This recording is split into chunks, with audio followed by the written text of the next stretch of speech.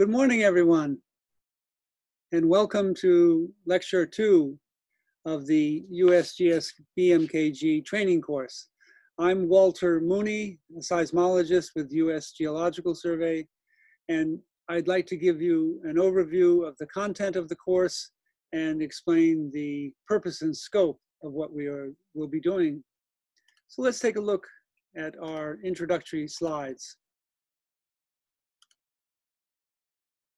The training course, of course, is the 2020 Advanced Earthquake and Tsunami Hazards Training Course, prepared for BMKG by USGS with the support of USAID. And we'll be talking about the entire country, hazards throughout Indonesia, ranging from Western Indonesia and Sumatra all the way over to New Guinea. So it's a fascinating area, geologically, tectonically, in terms of hazards. Major subduction zone in the beneath the Sunda Sea, Java Seas, and Banda Sea, as you know.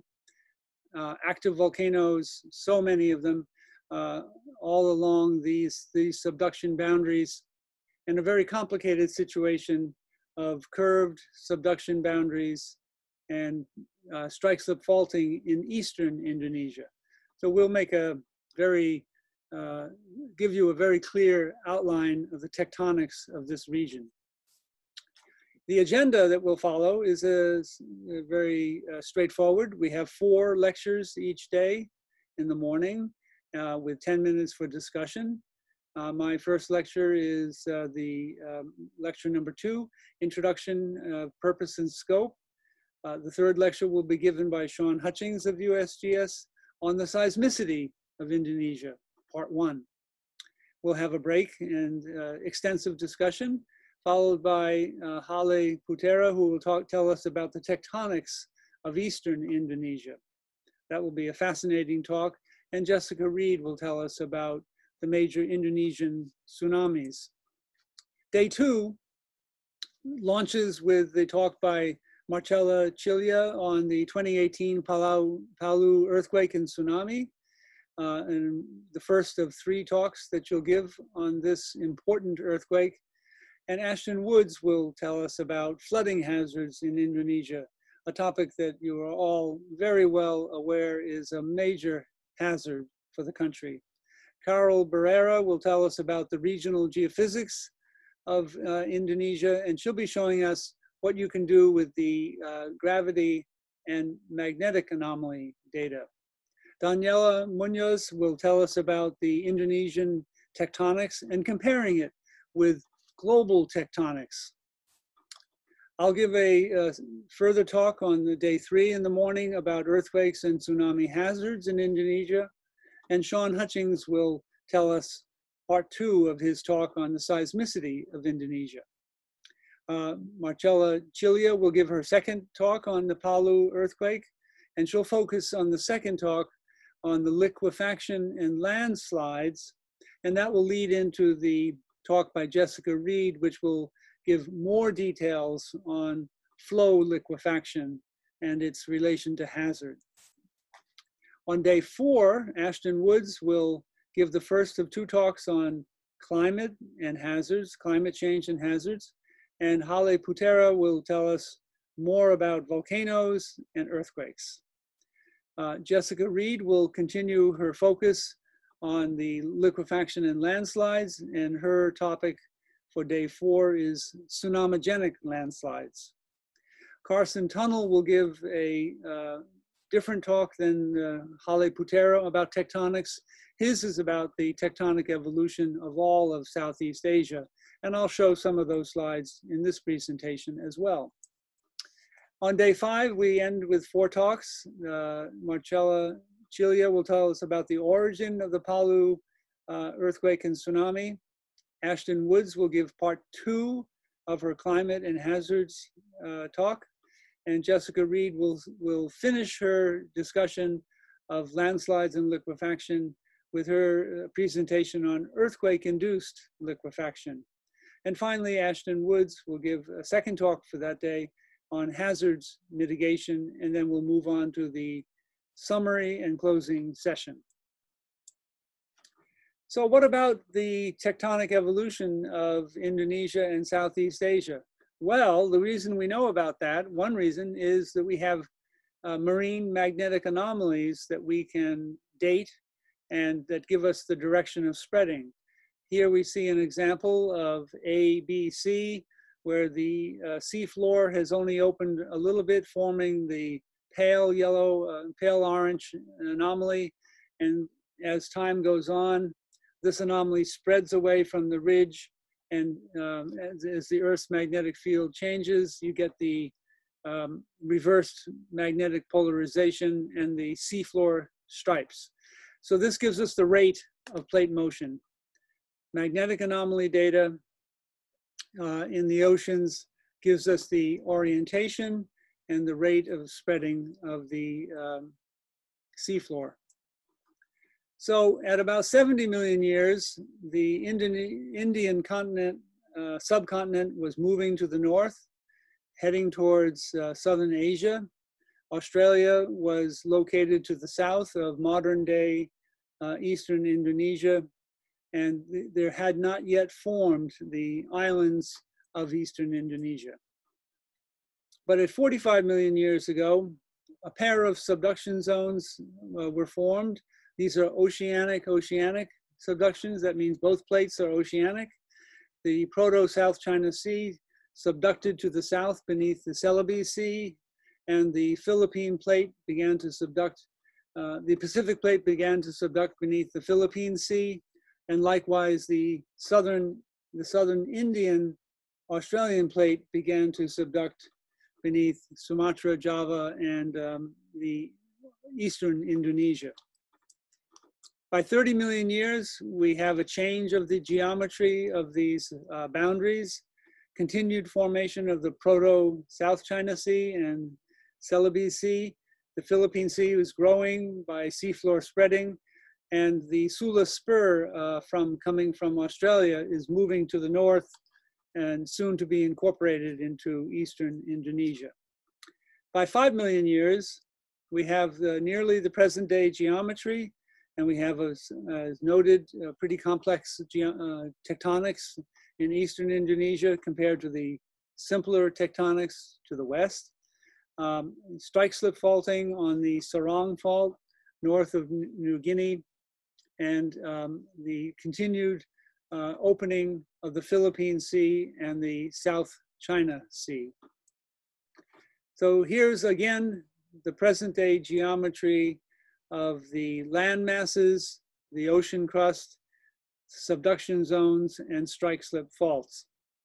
Well familiar to many of you who have studied the geology of your country, and we will discuss during the course the implications of this tectonic setting for the generation of earthquakes and landslides. So let's start by looking at the seismicity. Looking at the seismicity, for example, in the last 5 years. Here's the earthquakes magnitude greater than 4.4 in the last 5 years. And you can see there are numerous earthquakes. We find around Malaysia and Borneo a quiet zone. This is stable continental crust, but at all of the subduction zones to the south of the main islands, we have many, many shallow earthquakes. Deep earthquakes also occur where the plate plunges down into the mantle, and you can see some deep earthquakes north of Timor and Java. Very few deep earthquakes beneath Sumatra. In the southern Philippines, we see a very high level of seismicity and many deep earthquakes. So now we're looking at just 20 years of data, everything in this century. It's much more dense, huge number of earthquakes, and of course it includes the great magnitude 9.1 Sumatra Andaman earthquake of December 26, 2004, an offshore earthquake from 2012, very strong, 8.6, and as you can see, the pattern of seismicity is quite consistent. So the 5-year pattern and the 20-year pattern are very similar.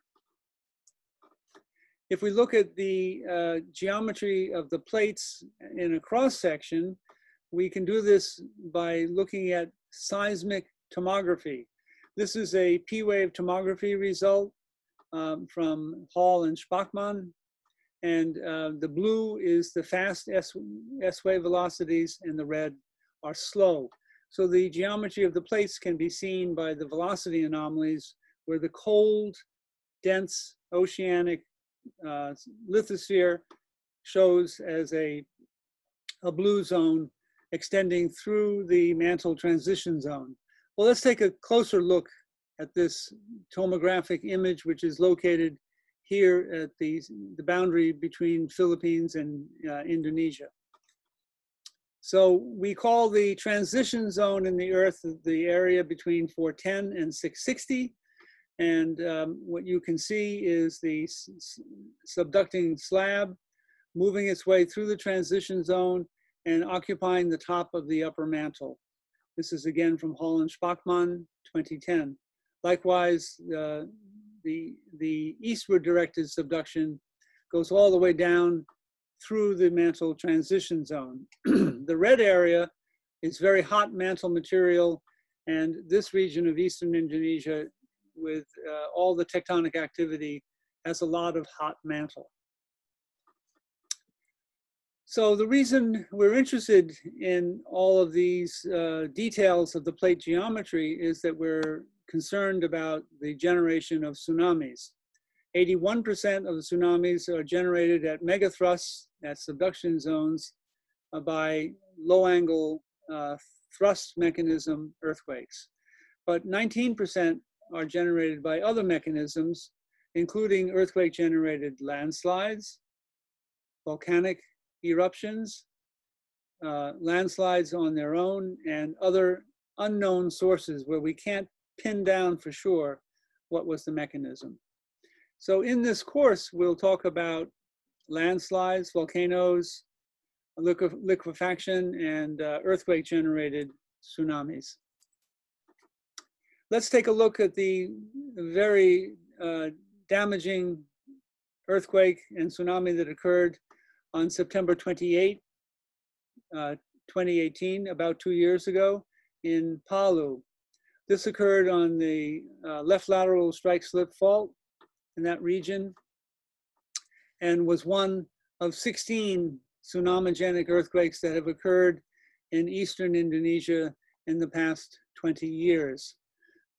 These are the location of these strong tsunamigenic earthquakes are shown here, and we'll focus on this earthquake from 2 years ago in northern Sulawesi.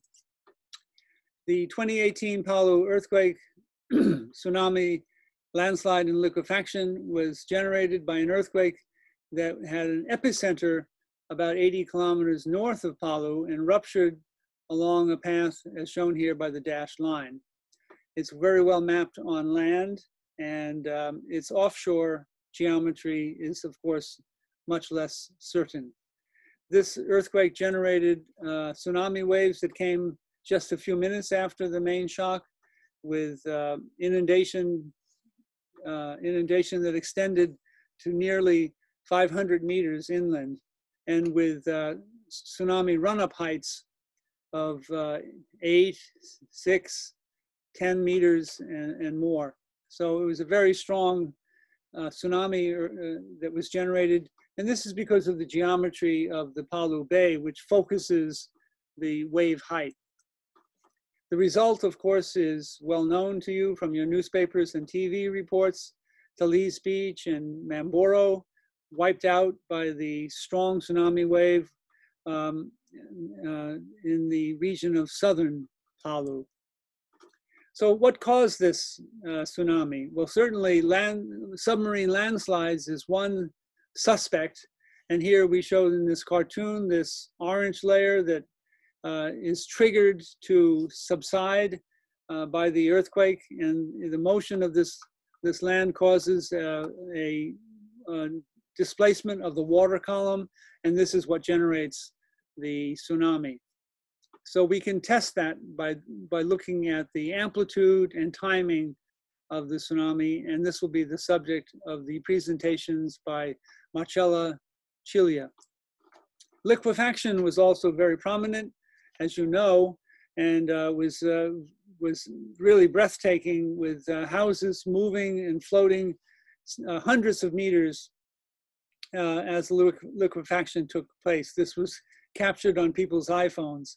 There were 3 loci where the liquefaction occurred, and this is the Balaroa example, not far from the BMKG headquarters, which are located about here.